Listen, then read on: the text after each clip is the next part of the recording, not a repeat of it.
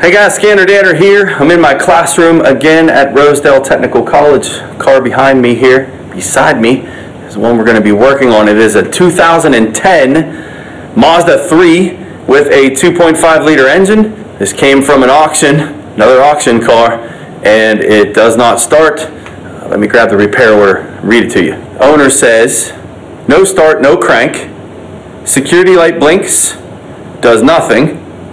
Tried scanning, but no info. So it's a no communication. Let's put the scan tool on it and verify that next. So I scanned the whole system. And guess what module is missing in here? My engine computer is not here. We have a bunch of U codes, some CAN line faults, pretty much in all of the systems.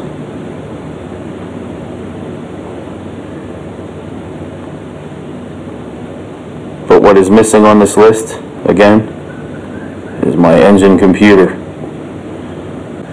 So you guys that have been following me for a long time know what I'm about to do next, and that is to check the 5-volt reference circuit. Let's see if we have a 5-volt reference, which will tell us if this computer is alive or not. Picking a spot to check the reference can be a little bit tricky. Depends on the car you're working on. But the throttle position sensor is usually a good bet. Pressure sensors can be done. Thermistors, we can check the 5-volt reference on a thermistor circuit. And in our case, we're going to use the thermistor that's inside of the mass airflow sensor.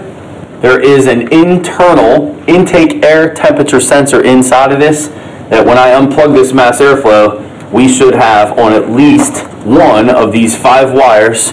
One of these 5 wires I should show a 5-volt ref. My multimeter is already connected to battery ground. Touch on battery positive just to make sure we have voltage, 12.9 volts. We got a charger on here, so voltage is a little bit high from that. And I'm just running down the line here, guys. Checking for my reference. Not stuffing this T-pin in here. Don't want to spread any terminals.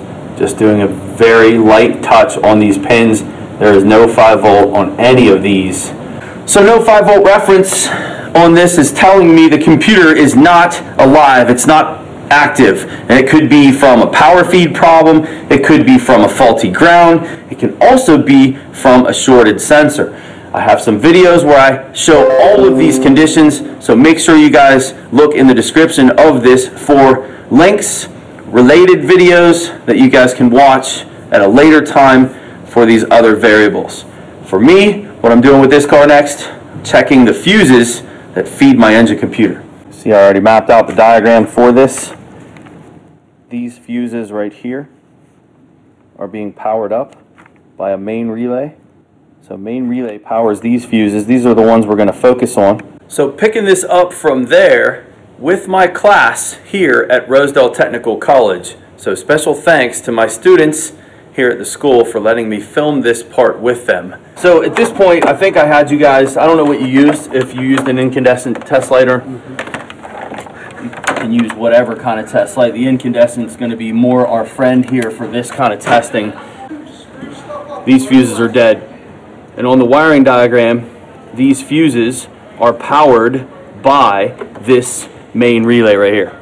Okay, so the real quick lesson here is going to be on the main relay. How does it operate? How does it work? And I really wanted to show you without the wiring diagram. Now some of this stuff will plug in the diagram later, but main relay, how to test it. First thing is, let's take a look at what kind of relay it is. This is a standard Bosch style 4-pin relay. Okay. A 5-pin would just have another pin in the middle. And so knowing relay designs is important. The load side would be the ones where they have opposite pins. How you have one going this way and then one this way. So this is load side and this is control side. So as a general rule, for any relay, there should be 2 power feeds. Can you hand me that piece of paper on my desk that I drew? Some of the relays would only have 1 power feed. Other ones would have 2, and you can see the way I have that drawn, that one side of that relay on the control side. So the coil side of that relay goes to the computer, on both designs, but one of them goes to a ground, and then the other one goes to a power. You see how I have it drawn? So if this is a power side switched by the computer, we're only going to have one power feed here. Let me check them first, and then we'll talk about it. So I have a control side power there, and I know that because of pin locations, and I have a load side power there. This is load side power, this is control side power. So right away, I know this is a ground side switched relay. Just by two simple measurements at the power distribution box, this is ground side switched. Okay? This is load, this is load, this is the load feed, this would be the switched load that's going to feed these fuses. And then this side's control, power, this is a controlled ground. What controls, I'm just laying that there, I'm not stuffing it in there. What controls the ground on this is the engine computer. It's a switched ground, okay? And again, it's all about knowing your circuit design. If you look at this picture, well, the way I have it drawn with the control wire, we've talked about this, that a coil of wire needs a magnetic field, period. How's it going to make a magnetic field? It's going to need a power and it's going to need a ground. So externally, I have this one wired as a power, so that means the computer grounds it. That is our relay design. Without a wiring diagram, I know that because I have power on my control side, so the other side needs to have a ground. The opposite one has a ground on the control wire all the time, and it would be a switched power. That is not what we have. How do we know that? Because relay unplugged, we're checking all four terminals, two of them are hot. Unless this relay is already being turned on, it could be, it's possible, it could be latched on the computer side already, in which case this wire should be a ground. In either design, whether I'm checking a constant ground on this relay or a switched ground, I need my test light connected to battery positive now. The fact that my light is not lighting tells me what? There is no ground on this circuit. Okay? This circuit, test light, is now connected to battery positive. When I touch a ground, this is a painted ground, right? When I touch a ground, my light lights. What is this relay missing? It is missing a ground.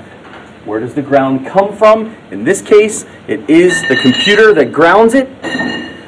And then we have questions, why is it not grounding it? This is an ignition fed. As soon as you turn the key on, this is an ignition fed circuit.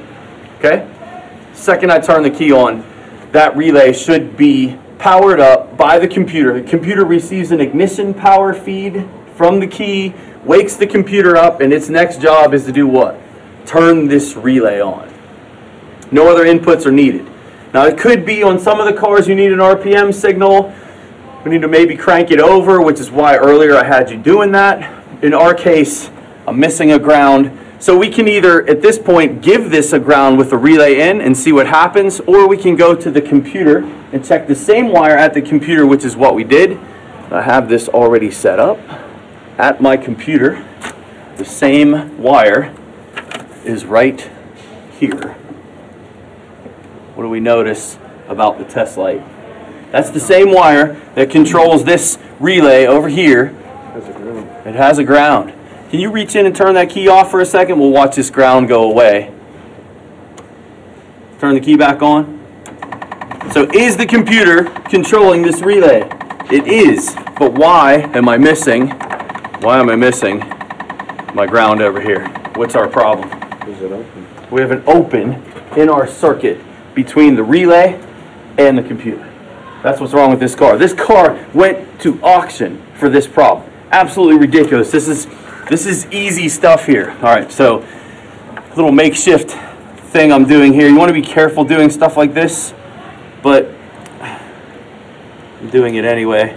The dangers would be my jumper that I'm making here. If I had this touch another pin, we could cook the computer driver. We need to be careful using jumper wires on relays.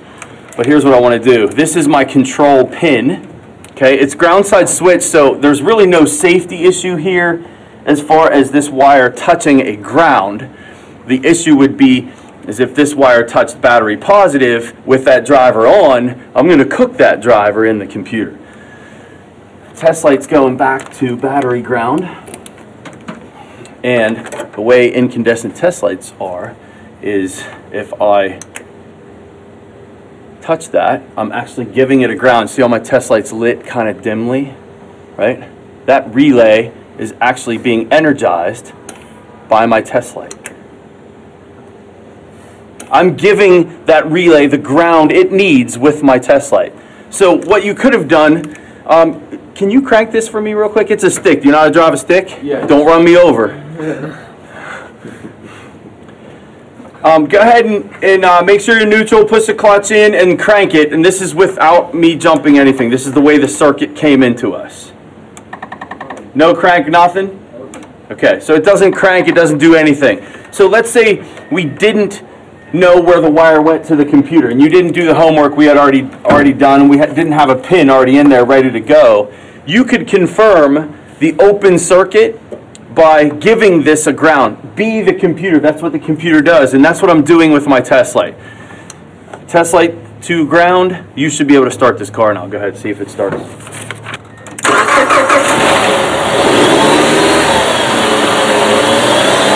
right, shut it off.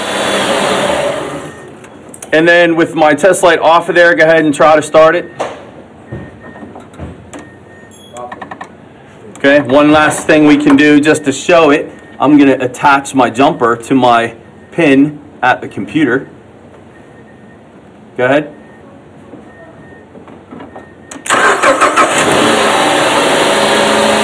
Take this away, car stalls. Just leave the key on for me. Our fuses that were dead that you guys were testing before. Notice test light's lit down the line on these fuses. Okay, if I take my wire away, watch.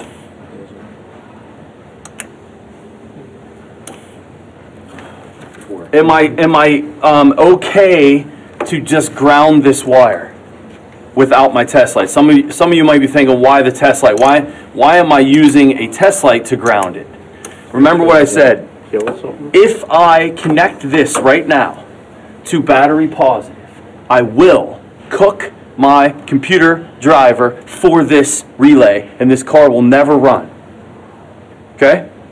The reason I use a test light is sometimes you might forget what polarity you're on. If you take a test light to this circuit, to battery positive, you're okay because the light acts as the buffer, as the load in the circuit. It would be no different than me taking the test that I did earlier over here at the computer and switching my test light to battery positive. What am I doing?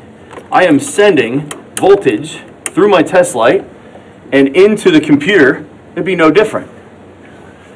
My test light's not a jumper wire. So right now I'm confirming my computer's able to ground this circuit. Right now my test light is being grounded. I'm confirming that with test light to battery positive.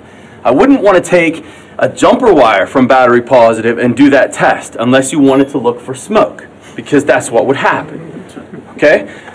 You may not see it, it's such a small driver, but the test light is a safety, guys, in case I'm like not paying attention, had a rough day, and I'm like, this relay needs a power, not a ground. And I'm not thinking straight. So what's the test light do for me? It is my buffer that nothing happens, right? Nothing happens because what does this relay need? It needs a ground. What am I giving it? I'm giving it a power through my test light. I'm doing it wrong. If this was a jumper wire, we would have a problem. Okay? And we wouldn't in this particular scenario right now, because, and the only thing that would protect me is the wiring is open here. But if this wire was not open and intact, if I'm taking 12 volts to this, I'm taking 12 volts directly to that computer pin. Bad idea. Incandescent test light. This is why you want an incandescent test light in your arsenal of tools. Your LED test light will not energize a relay. I know that my incandescent will. It's even glowing. And the brightness of that light is going to be dependent on the resistance of the bulb and the coil of the circuit that you're trying to test. It's a combination of the two. needs a ground. I'm giving it a ground. We have an open between here and here. My computer's fine. Relay's fine. Wiring is fine except for the control side ground of this circuit is open. Any questions? That's all this car needed. And that could be done. Now granted, we did use a diagram and we got a little bit more involved, but once you understand relay designs, you can get through a lot without diagrams. One last piece I think I'll show you with this on here and me having the computer powered, circuitry powered up, 5-volt reference. 5-volt reference is a